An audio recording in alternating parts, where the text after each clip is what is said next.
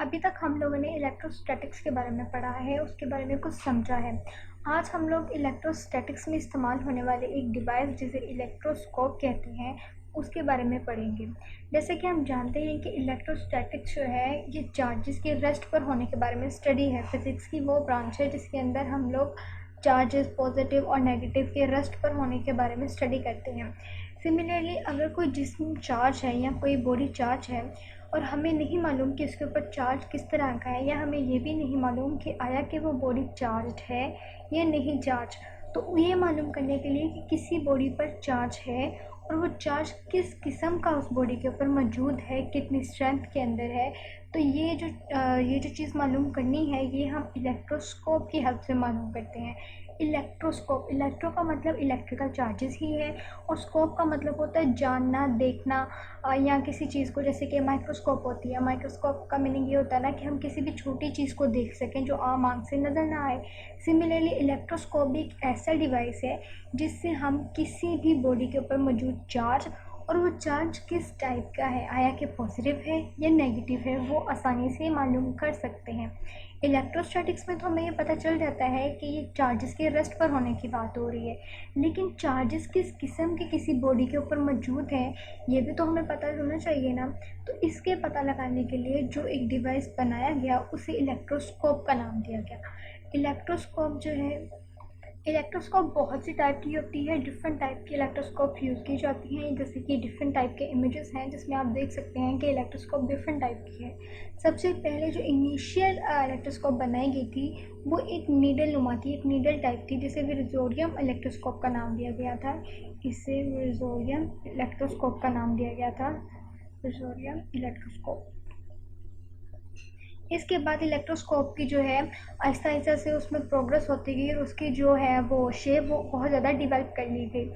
Electroscope की जो दो टाइप्स हैं जो ज़्यादा यूज़ की जाती हैं, इलेक्ट्रोस्कोप की दो टाइप्स आती हैं। एक वो जिसे हम लोग पिट बॉल इलेक्ट्रोस्कोप कहते हैं, एक हमारे पास पिट बॉल इलेक्ट्रोस्कोप है, इलेक्ट्रोस्कोप। और जो सेकंड है वो हमारे पास गोल्ड लीफ है, गोल्ड लीफ इलेक्ट्रोस्कोप। हम अपने इस सिलेबस में और आज की वीडियो में हम लोग गोल्ड लीफ इलेक्ट्रोस्कोप के बारे में डिटेल से पढ़ेंगे कि गोल्ड लीफ इलेक्ट्रोस्कोप आखिर है क्या। इलेक्ट्रोस्कोप की कुछ कंस्ट्रक्शन इस तरह से की जाती है कि इस इलेक्ट्रोस्कोप के ऊपर एक डिस्क इस तरह से बनी होती है, इस तरह से एक डिस्क बनी होती है हमारे पास यहाँ पर इस तरह से। और ये जो डिस्क है इसके नीचे एक रॉड होता है और डिस्क और रॉड दोनों ही ब्रास मटेरियल के बने होते हैं। ये दोनों ही ब्रास मटेरियल के बने होते हैं, ब्रास मटेरियल। और ये जो चीज़ है ये हमारी डिस्क कहलाती है और ये वाली चीज़ जो है ये हमारी रॉड है। इन दोनों चीज़ों को एक ग्लास जार के अंदर रख दिया जाता है, जैसे कि इस तरह का एक ग्लास टाइप सा सिलेंडर नुमा होती है बॉडी, उसके अंदर हम इन दोनों चीज़ों को रख देते हैं। इस पॉइंट पर यहाँ पर हम लोग कॉर्क यूज़ करते हैं, एक रबर का कॉर्क यूज़ करते हैं। जैसे कि आपने मोस्टली देखा होगा कि फ़िज़िक्स के प्रैक्टिकल और केमिस्ट्री के प्रैक्टिकल में आप टेस्ट ट्यूब लगाने के लिए टेस्ट ट्यूब वगैरह लगाने के लिए आप मोस्टली जो है वो कॉर्क इस्तेमाल करते हैं। टेस्ट ट्यूब नहीं बल्कि आप लोग जो है जो है डिफरेंट टाइप की जो फ्लास्क वगैरह होती हैं उसके अंदर अक्सर आप जो है वो कॉर्क लगा के फिर उसके अंदर से आप जो है वो टेस्ट ट्यूब उसको जो है आपकी बारीक सी रोड होती है उसे गुजारते हैं फिर केमिस्ट्री वगैरह के प्रैक्टिकल्स में। सिमिलरली वही कॉर्क जो आप केमिस्ट्री में यूज़ करते हैं वही कॉर्क हम लोगों ने यहाँ पर लगा दिया। इसके बाद इस रॉड के साथ यहाँ पर दो गोल्ड की लीफ लगे होते हैं जिसकी वजह से हम इस इलेक्ट्रोस्कोप को गोल्ड लीफ इलेक्ट्रोस्कोप बोलते हैं। अब ये जो डिस्क और यहाँ पर एक और चीज़ होती है, यहाँ पर हम लोग जो है एक एलुमिनियम की फॉइल यूज़ करते हैं जिसे हम लोग सेफ्टी के पर्पज़ के लिए अर्थ के साथ ग्राउंड कर देते हैं। ये जो है एक एलुमिनियम फॉइल होती है। अब क्वेश्चन ये है कि इस पूरे के पूरे चीज़ को, पूरे के पूरे इलेक्ट्रोस्कोप को आखिर हम यूज़ किस तरह से करते हैं। किसी भी इलेक्ट्रोस्कोप को इस्तेमाल करने का फ़ायदा हमें ये होता है कि उससे आपको किसी भी चार्ज बॉडी का पता चल जाता है कि कोई भी बॉडी चार्ज है या नहीं है, और उसके ऊपर अगर चार्ज है तो किस किस्म का चार्ज है। लेट्स से कि मैं कहती हूँ कि मुझे नहीं मालूम कि इस बॉडी के ऊपर कोई चार्ज है, अगर तो इसके ऊपर कोई चार्ज होगा तो ये भी हमें इलेक्ट्रोस्कोप से पता चल जाएगा, और अगर चार्ज नहीं होगा तो भी हमें पता चल जाएगा, और चार्ज किस किस्म का है वो भी हमें पता चल जाएगा। फर्स्ट कंडीशन हम ये सपोज कर लेते हैं कि लेट्स से कि इसके ऊपर ये एक एबोनाइट की रॉड है जिसे हम लोगों ने फन के क्लॉथ से रब किया है, तो जाहिर है हमें मालूम है इसके ऊपर जो है वो नेगेटिव चार्ज आ जाएगा। अब जैसे ही मैं इस नेगेटिवली चार्ज एबोनाइट की रॉड को इस डिस्क के पास लाती हूँ, तो इस डिस्क में क्या होता है कि यहाँ पर इलेक्ट्रोस्टैटिक इंडक्शन का फिनोमेना अकर होता है। जैसे ही ये रॉड जो है इसके नज़दीक लाई जाती है इस तरीके से, लेट्स से कि मैंने ये रॉड इसके बहुत ज़्यादा नज़दीक कर ली इस तरीके से, तो इसके ऊपर नेगेटिव चार्ज से। अब नेगेटिव चार्ज जो है ये ब्रास मटेरियल है, ये एक मेटल है, मतलब डिफरेंट मेटल से मिलकर एक ब्रास मटेरियल बना है। आपको मालूम है कि जो ब्रास है वो एक एलॉय होता है। यहाँ पर भी डिफरेंट एटम्स हैं, एटम के अंदर जो है डिफरेंट इलेक्ट्रॉन्स होते हैं एटम के अंदर, और वो पूरी की पूरी जो है बॉडी के अंदर फ्री इलेक्ट्रॉन जो है वो अपने ऑर्बिट के साथ साथ पूरी की पूरी बॉडी के अंदर भी मूवमेंट शो कर रहे होते हैं। तो जैसे ही आप इस नेगेटिवली चार्ज बॉडी को इसके करीब लाते हैं, तो इंडक्शन की वजह से इलेक्ट्रॉन जो है वो इस इलेक्ट्रॉन जो है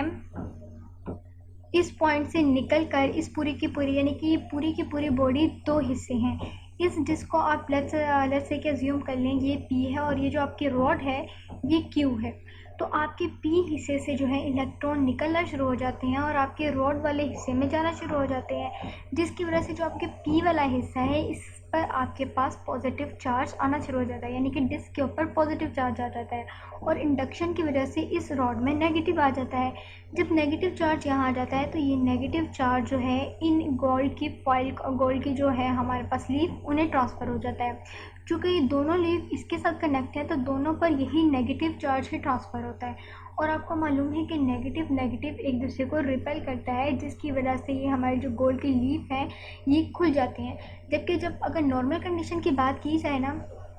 तो नॉर्मल कंडीशन में हमारे ये लीफ कुछ इस तरीके के होते हैं, आपस में इस तरीके के। लेकिन जैसे ही अब चूँकि इसके ऊपर नेगेटिव चार्ज आया है, तो नेगेटिव चार्ज आने की वजह से, इंडक्शन की वजह से ये जो है ये अपनी इनिशियल पोजीशन से इतना ज़्यादा इनमें फैलाव आ जाता है, क्योंकि अब इनमें नेगेटिव चार्ज आ गया है और नेगेटिव चार्ज एक दूसरे को रिपेल करते हैं, जिसकी वजह से इनमें जो है फैलाव ज़्यादा हो जाता है। अब अगर मैं यहाँ पर पॉजिटिव चार्ज बॉडी ले आऊँ, लेट्स से कि मैं ये कहती हूँ, मैं यहाँ पर अगर कोई ग्लास रॉड ले आती जिसे मैंने सिल्क के क्लॉथ से रब किया है, तो उस सिचुएशन में हमारे पास कुछ इस तरह से होना था। इस सिचुएशन में लेट्स से कि मैं अब इसके पास एक ग्लास रॉड ले आई हूँ जो कि पॉजिटिवली चार्ज है। तो अब इंडक्शन की वजह से चूँकि पॉजिटिव नेगेटिव को अट्रैक्ट करता है, यहाँ पे मौजूद इलेक्ट्रॉन जो हैं वो इस पॉजिटिवली चार्ज हमारी ग्लास रॉड के साथ अट्रैक्ट करते हैं, उनमें जो है अट्रैक्शन प्रोड्यूस हो जाती है, जिसकी वजह से इस पूरी रॉड से इलेक्ट्रॉन जो हैं इस डिस्क की तरफ मूव करते हैं, और Q पॉइंट से इलेक्ट्रॉन, यानी कि इस रॉड से इलेक्ट्रॉन निकल के इस डिस्क की तरफ ट्रांसफ़र हो जाते हैं। तो जिस हिस्से की तरफ इलेक्ट्रॉन जाते हैं वहाँ पर नेगेटिव चार्ज आ जाता है, जिसकी वजह से हमारी इस डिस्क पर यहाँ पर नेगेटिव चार्ज आ जाता है, और इंडक्शन की वजह से पॉजिटिव चार्ज इस रॉड में ट्रांसफ़र हो जाता है, और पॉजिटिव चार्जेस जो हैं वो इन गोल्ड की लीफ पर ट्रांसफ़र हो जाते हैं दोनों तरफ, जिसकी वजह से इनमें जो है वो फैलाव ज़्यादा आ जाता है और ये आपस में खुल जाती हैं। जैसे ही ये खुलती हैं तब हमें मालूम हो जाता है कि ये बॉडी चार्ज है, और जैसे ही इनमें ज़्यादा फैलाव आता है हमें ये भी पता चल जाता है कि ये कोई सिमिलर चार्जेस हैं। मीन्स ये कि अगर यहाँ पर नेगेटिव चार्ज आए तो इंडक्शन की वजह से जाहिर सी बात है यहाँ पर पॉजिटिव चार्ज आएगा, और यहाँ पर जो चार्ज आता है उसके लिहाज से आपको पता चल जाता है कि बॉडी के ऊपर उस वक्त कौन सा चार्ज है जब इसे आप डिस्क के करीब लाए हैं। इसी तरह अगर ये सिचुएशन हो यहाँ पर, तो हमें पहले केस में ये पता था कि ये वाली जो बॉडी है हमारे पास पॉजिटिवली चार्ज है और ये एबोनाइट की रॉड जो है वो नेगेटिवली चार्ज है। लेकिन अगर कोई ऐसी सिचुएशन हो जाए कि हमें चार्ज जो है वो मालूम करना हो कि बॉडी के ऊपर कौन सा चार्ज है, तो वो हम इस तरह से मालूम करते हैं। लेट्स से कि ये आपके पास अगेन वही इलेक्ट्रोस्कोप है, ये इलेक्ट्रोस्कोप की डिस्क है, ये उसकी रॉड, यहाँ पर आपके पास एक कॉर्क है जिसके ज़रिए इन्हें जोड़ा हुआ है, और ये आपकी जो है ये रॉड, और इसके साथ आपके दो जो हैं वो वर्क लगे हुए हैं गोल्ड के, जिसे गोल्ड लीफ कहा जाता है। और ये जो है ग्लास, यहाँ पर आपके पास ग्लास जार है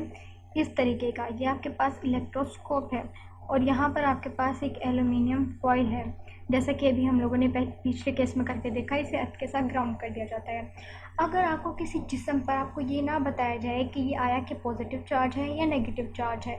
तो अगर आपको ये मालूम करना हो तो आपको पहले इलेक्ट्रोस्कोप की जो डिस्क है इसे जांच करना पड़ता है। अगर आप किसी ऐसे क्लॉथ से किसी ऐसी चीज़ से इसे रब करते हैं जिसकी वजह से इलेक्ट्रोस्कोप को पॉजिटिव चार्ज मिल जाए, यानी कि किसी पॉजिटिवली चार्ज बॉडी के साथ अगर आप इलेक्ट्रोस्कोप को रब करें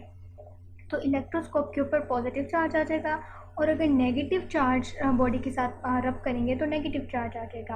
अब क्या होगा कि अगर लेट्स से कि मैंने इसे पॉजिटिव चार्ज बॉडी के साथ रब किया, इलेक्ट्रोस्कोप के ऊपर की डिस्क के ऊपर पॉजिटिव चार्ज आ गया, और इंडक्शन की वजह से नेगेटिव चार्ज जो है इसकी जो है लीफ उसे ट्रांसफ़र हो गया। अब नेगेटिव चार्जेस जो हैं एक दूसरे को रिपेल कर रहे हैं, जिसकी वजह से हमारे लीफ में जो फैलाव है वो ज़्यादा है। अब अगर मैं कोई बॉडी इसके नज़दीक लाती हूँ, लेट्स से कि ये एक बॉडी में इसके नज़दीक ले आई, मुझे नहीं मालूम इसके ऊपर कौन सा चार्ज है, तो चार्ज की मौजूदगी का पता इस तरीके से चलता है कि अगर तो इस बॉडी को इसके करीब लाने से इन फॉइल के दरमियान डिस्टेंस बहुत ज़्यादा बढ़ जाए, तो इसका मतलब होता है कि इसके ऊपर वही चार्ज मौजूद है। तो इस बॉडी के ऊपर, ये जो पूरी की पूरी बॉडी है, इसके ऊपर वही चार्ज मौजूद है जो इस इलेक्ट्रोस्कोप के ऊपर मौजूद है। और अगर इन जो लीफ है, गोल्ड लीफ, इनमें अगर डिस्टेंस कम हो जाए, ये आपस में क्लोज हो जाए, तो इसका मतलब है कि ये जो आपकी बॉडी चार्ज है इस पर ऑपोजिट चार्ज है, आपकी इलेक्ट्रोस्कोप के मुताबिक इस पर कोई ऑपोजिट चार्ज है। लेट्स से कि जैसे कि मुझे नहीं मालूम था इसके ऊपर पॉजिटिव इसके ऊपर कोई चार्ज है, यानी कि मुझे नहीं मालूम कि इसके ऊपर कोई चार्ज है वो पॉजिटिव है या नेगेटिव, लेकिन इतना मालूम है कि ये चार्ज बॉडी है, और इलेक्ट्रोस्कोप की डिस्क को मैंने किसी पॉजिटिवली चार्ज बॉडी के साथ रब करके इसके ऊपर पॉजिटिव चार्ज ऑब्टेन किया है, और इंडक्शन की वजह से नेगेटिव चार्ज जो है इसकी जो गोल्ड फाइल है उनमें कन्वर्ट हो गया। अब अगर इस बॉडी को मैं इसके करीब लाती हूँ और अगर इनके जो ये लीफ हैं इसमें डिस्टेंस बढ़ जाता है, लेट्स से कि डिस्टेंस जो है पहले की निस्बत बढ़ जाता है, तो जो चार्ज इन लीफ के ऊपर होगा वही चार्ज यहाँ पर आ जाता है। अगर ये नेगेटिव चार्ज है तो मैं इनको यहाँ पर लाऊंगी तो ये आपस में अट्रैक्शन करेंगे। लेट्स से कि एबोनाइट की रॉड थी, मुझे नहीं मालूम था, लेकिन अब फर्स्ट कर लीजिए पता चल गया हमें इलेक्ट्रोस्कोप की मदद से। तो देखा जाए तो एक्सपेरिमेंट को करने के बाद आप इसकी डेमोन्स्ट्रेशन इस तरह से भी दे सकते हैं कि ये चूँकि ओवरऑल जो आपके लीफ थे ये ज़्यादा फैला हुआ आ गया, और ज़्यादा फैला हुआ आने की वजह से यहाँ पर नेगेटिव चार्ज है। तो आप कह सकते हैं अगर यहाँ पर नेगेटिव चार्ज है तो इसका मतलब है हमारे पास जो चार्ज बॉडी है उसके ऊपर भी नेगेटिव चार्ज है। अगर लेट्स सपोज़ ये कैबोनाइट की रॉड ही थी तो इसको इसके करीब लाने से यहाँ पर तो पॉजिटिव चार्ज ऑलरेडी मौजूद थे, तो यहाँ पर जो है अट्रैक्शन होती है, और अट्रैक्शन तो यहाँ पर हो गई, और जो इलेक्ट्रोस्टैटिक इंडक्शन है उसकी वजह से यहाँ पर नेगेटिव चार्ज चले गए, और नेगेटिव चार्जेस जो कि एक जैसे थे जिसकी वजह से हमारे जो गोल्ड लीफ है इनमें जो डिस्टेंस है वो इंक्रीज़ हो गया। तो जो चार्ज आपके पास यहाँ पर आएगा इस जगह पर वही चार्ज आपकी जो है चार्ज बॉडी पर होता है। लेट्स से कि अगर यहाँ पर ऑपोजिट चार्ज होता, पॉजिटिव चार्ज होता, तो आपके ये जो है लीफ इन पर डिफरेंट चार्ज होना था और ये आपस में क्लोज हो जाने थे, जिसकी वजह से आपको पता चल जाता है कि इलेक्ट्रोस्कोप की डिस्क के ऊपर जो चार्ज है उस चार्ज की ऑपोजिट चार्ज आपकी इस चार्ज बॉडी पर है। मीन्स ये कि अगर आप किसी भी इलेक्ट्रोस्कोप की डिस्क को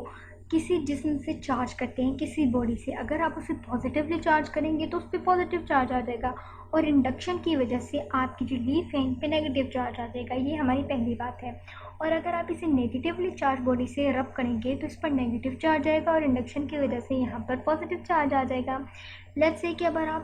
आप किसी नेगेटिवली चार्ज बॉडी को इसके करीब लाए हैं, तो नेगेटिव चार्ज होने की वजह से यहाँ पर तो ऑलरेडी पॉजिटिव है, तो अट्रैक्शन होगी, और अट्रैक्शन की वजह से जो है यहाँ पर अट्रैक्शन हो गई, और उसके बाद जो है इंडक्शन की वजह से यहाँ पर नेगेटिव चार्ज आ गए, और जो आपके वराक हैं वो मज़ीद फैल गए, क्योंकि इसकी वजह से भी तो थोड़ी बहुत इंडक्शन होगी ना, जिसकी वजह से अगर ये इनिशियल कंडीशन में थे तो ये मज़ीद फैल जाएंगे। तो आपको जो है वो पता चल जाएगा कि अब ये जो बॉडी है इसके ऊपर वही चार्ज है जो आपके यहाँ पर चार्ज है। लेट्स से कि अगर आपके पास कोई ऐसी सिचुएशन होती है, ताकि आप कंफ्यूज ना हो, मैं एक और चीज़ आपको बता देती हूँ। लेट्स से कि ये हमारे पास जो है वही वाली इलेक्ट्रोस्कोप है हमारी, इसे अब की बार मैं इस तरह से करती हूँ, ये सिचुएशन हमारी 1 है, इसे सिचुएशन 2 कह देते हैं। ये हमारे गोल के लीफ वही वाले। अब अगर मैं कहती हूँ कि मैंने इसे नेगेटिवली चार्ज बॉडी के साथ रब किया तो यहाँ पर नेगेटिव चार्ज आ गया, और इंडक्शन की वजह से यहाँ पर पॉजिटिव चार्ज जो है रॉड के ज़रिए हमारे लीफ को डिलीवर हो गया। अब अगर मैं एक ग्लास रॉड लाऊं तो ग्लास रॉड लाने की वजह से, चूँकि ग्लास रॉड पे पॉजिटिव चार्ज है, अब भी यहाँ पर अट्रैक्शन हुई, और यहाँ पर अट्रैक्शन होने की वजह से, इंडक्शन की वजह से ज़ाहिर सी बात है यहाँ पर भी पॉजिटिव चार्ज आएंगे। तो इनमें जो है अभी भी फैलाव ज़्यादा हो जाएगा, जिसकी वजह से पता चलेगा कि इस बॉडी पर वही चार्ज है जो आपके लीफ पर है। और तीसरी सिचुएशन आप ये कर लीजिए कि लेट्स से ये आपकी इलेक्ट्रोस्कोप है, इसके ऊपर आपने नेगेटिव चार्ज बॉडी से इसको रब करके नेगेटिव ही चार्ज कर लिया। उसके बाद रॉड को आपने कॉर्क में लगाया और इसे इस ग्लास जार के अंदर रख दिया, और ये आपकी रॉड से बाहर जो है लीफ आ गई। ठीक है जी, यहाँ से थोड़ा सा इस तरह से बनाना चाहिए था। हाँ, ये हमारा जो है कॉर्क आ गया।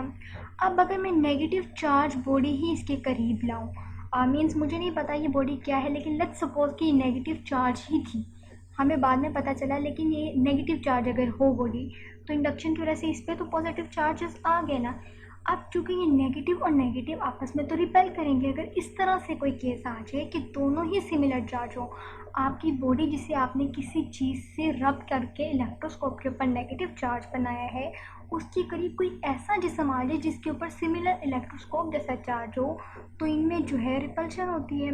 रिपल्शन की वजह से जो यहाँ पर है, यहाँ पर अब आपके पास रिपल्शन की वजह से पॉजिटिव चार्जेस आ जाएंगे और यहाँ नेगेटिव चार्जेस आ जाएंगे। तो अब नेगेटिव और पॉजिटिव आपस में अट्रैक्ट करेंगे, जिसकी वजह से इनमें फैलाव कम हो जाता है, और आपको पता चल जाता है कि अब आपकी इस बॉडी के ऊपर जो चार्ज है वो डिफरेंट चार्ज है आपकी इस लीफ के मुताबिक। तो इस तरह से आपको पता चल जाता है कि किस बॉडी पर किस टाइम किस तरह का चार्ज है। लेकिन वो चार्ज मालूम करने से पहले अक्सर आपको जो है इलेक्ट्रोस्कोप को उस लिहाज से चार्ज करना पड़ता है। पॉजिटिवली चार्ज किसी बॉडी से रब करेंगे तो आपकी इलेक्ट्रोस्कोप के ऊपर पॉजिटिव चार्ज आ जाएगा, और अगर नेगेटिव चार्ज किसी बॉडी से रब करेंगे तो नेगेटिव चार्ज आ जाएगा।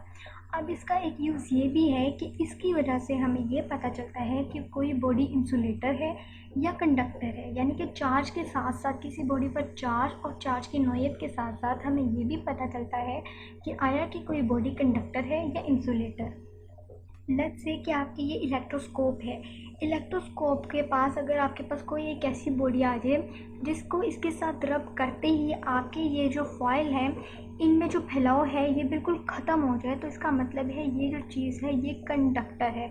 और अगर इनके ये जो लीफ हैं इसमें कोई भी फ़र्क ना महसूस हो, ना इनमें फैलाव आए और ना ही, यानी कि ना इसमें एक्सपेंशन हो और ना ही इनमें कंप्रेशन हो, तो इसका मतलब है कि ये इंसुलेटर है। और अगर थोड़ा सा नॉर्मल सा ही फैलाव महसूस होता हो आपको, थोड़ा सा ये ज़्यादा फैलते हो अपनी जगह से, तो इसका मतलब है कि जो चीज़ आप जिस चीज़ को आप इलेक्ट्रोस्कोप के साथ रब कर रहे हैं वो एक कंडक्टर तो है मगर एक बैड कंडक्टर है। तो इस तरीके से आपको कंडक्टर, इंसुलेटर के बारे में भी पता चल जाता है इलेक्ट्रोस्कोप की हेल्प से। आपको ये भी पता चल जाता है कि कोई बॉडी किस तरह की चार्ज है, और उस पर अगर चार्ज है तो वो चार्ज कौन सा चार्ज है। तो होप्स आपको समझ आ चुका होगा कि इलेक्ट्रोस्टैटिक्स में हम इलेक्ट्रोस्कोप को क्यों इस्तेमाल करते हैं। किसी भी बॉडी पर चार्ज मालूम करने के लिए, चार्ज किस किस्म का है ये मालूम करने के लिए, कोई कंडक्टर है या इंसुलेटर है ये भी मालूम करने के लिए हम इलेक्ट्रोस्कोप को यूज़ करते हैं अपनी डेली लाइफ में।